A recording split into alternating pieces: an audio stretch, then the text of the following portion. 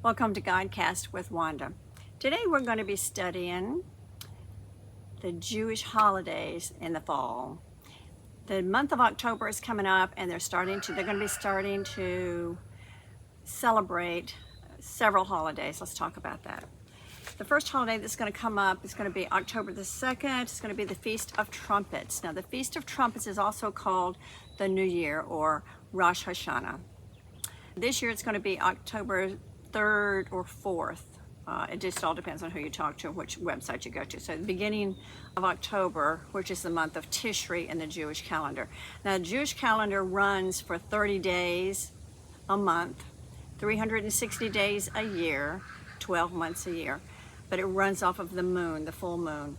So every moon they have a month, and this is how they decide.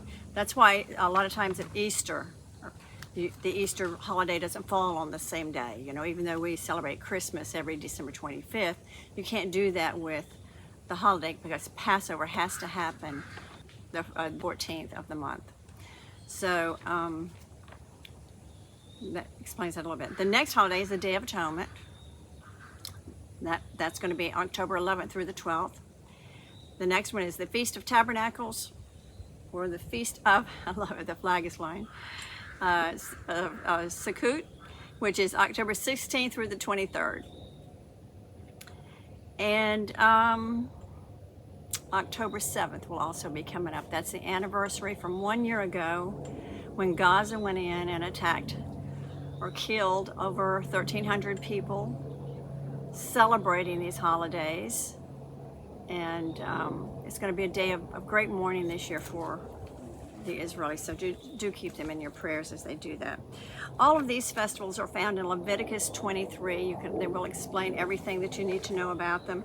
I'm just going to give you a brief description, and then I'm going to tell you what it means in the biblical timeline. The Jewish New Year is also called the Feast of Trumpets. That's just one day where they share a meal. They blow the shofar, which is the horn of a ram, and they present an offering or worship to Yahweh or to God. Now, in the biblical timeline, the spring festivals have already occurred. Okay, we had Passover. Jesus was the Passover lamb. 2,000 years ago, Jesus was crucified. He shed his blood for us. The Feast of Unleavened Bread, Jesus took away all the sin. Leaven equals sin, means sin in the Bible. So Jesus took away all the sin upon his death. He took it with him. I'll explain more about that with the goats. And then also the first fruits. Jesus was the first fruits to be ascended into heaven, to be resurrected into heaven.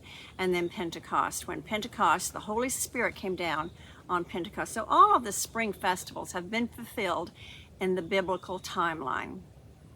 So that leaves the fall festivals that have not been fulfilled. Okay, so let's look at a little bit of history here. Right now, we're living in the time of the Gentiles, or the church age. Now, when the church age comes to an end, you find that in Revelation 3, at the end of Revelation 3, starting with chapter 4 in Revelation, the church age will end and the Jewish time will come back. They have 7 years left in the Jewish timeline to fulfill. That's found in Daniel. We'll study that next, probably next week when I start Daniel, and it'll all make sense to you. But the 7 years of the tribulation have not been fulfilled yet, and that's the only thing in Bible history that hasn't been fulfilled. And let me explain why the fall festivals fall into that, or how they fall into that biblical timeline. The Feast of Trumpets, let's go with that first. The Feast of Trumpets is the new year. So let's go to 1 Thessalonians 4, verse 16. And this is talking about the rapture. We're going to be raptured with Jesus. He's going to come back for his bride, and then the tribulation will happen soon after that, or not long after that. Let me just start with verse 15, then we'll go to 16. For this we say to you by the word of the Lord, that we who are alive and remain until the coming of the Lord will by no means precede those who are asleep. That means are dead. For the Lord himself will descend from heaven with a shout, with the voice of an archangel, and with the trumpet of God. So the first time we as believers will hear the trumpet of God, the biblical time, most people who believe in this biblical timeline believe it will be during the Feast of Trumpets. Now, whether it's this year, I don't know. Is it next year? Is it in 5 years? I don't know. I can't tell you that. The Bible doesn't really give us any hints on that. But it does fit in with the biblical timeline of the festivals. The trumpet of God means something. Everything in the Bible means something. If you can put those little dots together, it gives a clearer picture. So only believers will be able to hear the trumpet when Jesus will meet us in the heavens or in the sky when we're given new bodies and we're sent into heaven. So what a glorious day. Don't you love it? The flag is flying. I love this. I love this. Okay. So let's go on to the next holiday. This holiday is Yom Kippur, the Day of Atonement, and it's celebrated during the month of October from 11th through the 12th. It's a one-day holiday also, Day of Atonement. Now, why is the Day of Atonement so important? Because if you go back to Leviticus 16, Aaron had two sons who had just offered an unclean fire to put on the altar, and they were killed. God killed them. So Aaron is in mourning, but God tells him, you can't mourn right now. We have to make an offering. We have to make a sin offering for that, and you have to offer a bull and a goat, and bring 2 goats to me, and 1 goat will be a scapegoat, and 1 goat will be a sin offering. So he tells him to put his hands on the head of the scapegoat. And this represents passing the sin of the people of Israel, or a personal sin, to this goat, and then letting him go in the wilderness. And the other goat he keeps is the sin offering. This goat will go to the altar. This goat will be slaughtered. His blood will be shed. It will be sprinkled all over. And that is the sin offering. So why is this so important? Well, in Matthew 27, the same thing is happening. Let me just read this to you. This is when Jesus is brought before Pontius Pilate. He's already been before the Sanhedrin. The Sanhedrin's found him guilty. They won't do anything to him because they've already been cleansed and purified for the Passover. So they're going to pass it off on Pontius Pilate. So this is what happened. Matthew 27, verse 16 through 23. And they had then a notorious prisoner called Barabbas. So when they had gathered, Pilate said to them, whom do you want me to release to you, Barabbas or Jesus, who is called Christ? For he knew that it was out of envy they had delivered him up. Besides, while he was sitting on the judgment seat, his wife sent word to him, you have nothing to do with this righteous man, for I have suffered much over him today in a dream.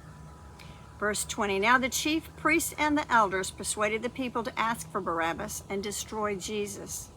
The governor again asked them, which of the 2 do you want me to release for you? And they said, Barabbas.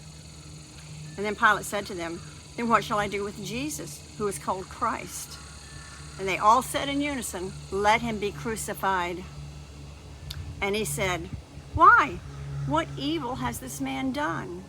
But they shouted all the more, let him be crucified. So why are these 2 stories so important?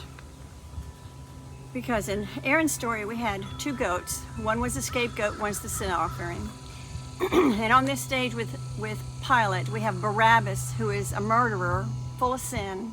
And we have Jesus, the righteous one, who has done no sin. And they want to send Jesus to be crucified. So when the Sanhedrin, when they were judging him, or when they had taken him before the Sanhedrin, it actually says, slapped him in the face, therefore transferring their sin, our sin of man, to Jesus. Jesus is going to take the sin. He's going to take the sin. He's going to be the sin offering, and Barabbas is the scapegoat. You and I are the scapegoat. Once we confess to Jesus our sin, we receive his forgiveness, we accept it, his love, we no longer have to worry about that sin in our life. Jesus took it to the grave with him. He took it to the cross. He took it to the grave. Barabbas was the scapegoat. He was our sin offering. Can't get any better than that. You put the Bible pieces together and they start fitting. Okay, the next holiday we have to talk about is the Feast of Tabernacles. The Feast of Tabernacles. Now this is done once a year in the fall. And the times this year is going to be the 16th through the 23rd. And this commemorates when God brought them out of Egypt and took care of them for 40 years in the desert. He clothed them, he fed them, he gave them water, their clothes didn't wear out, their sandals didn't wear out, he took care of them. So this commemorates the time that God protected them, guided them, fed them, clothed them during the desert. Israel, it's a little different than here. We might have a plot of land or something, but in Israel, people live in cities. There are a lot of high rises. So they have balconies, and most of the time they build a sukkot on the balcony. They eat their meals out there, and you don't have to live out there for 7 days. You just have to worship out there. You can have your meals out there, and there's a certain protocol to the meals they eat. Everything that comes from the harvest, because this is the last harvest and the first rain. So it'll be herbs and olive oil and wines and things that come fresh from Israel. They're very picky about that stuff too. But they will live in there for 7 days, or they will have this, they could sleep in the house. It's legal. I mean, I guess this is what man has done, but they can sleep in the house as long as they eat and they worship God in the sukkot.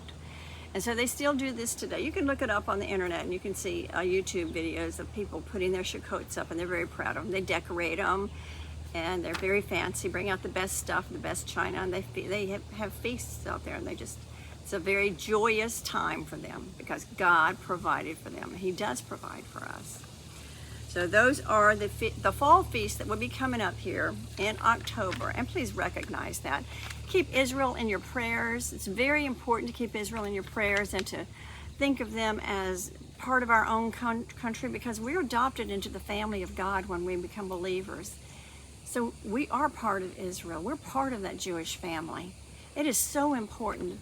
In Genesis 12, God tells Abraham, those who bless you, I will bless, and those who curse you, I will curse. Whether it be a nation, whether it be an individual, it doesn't matter. Just keep Israel in your prayers and your thoughts. Please share this. Share this with someone. We need to know why Israel is so important, and I will put this in every chance I get. We'll be talking about our next holiday will be Hanukkah and how that came about. So please stay tuned and share this. Help me share the gospel.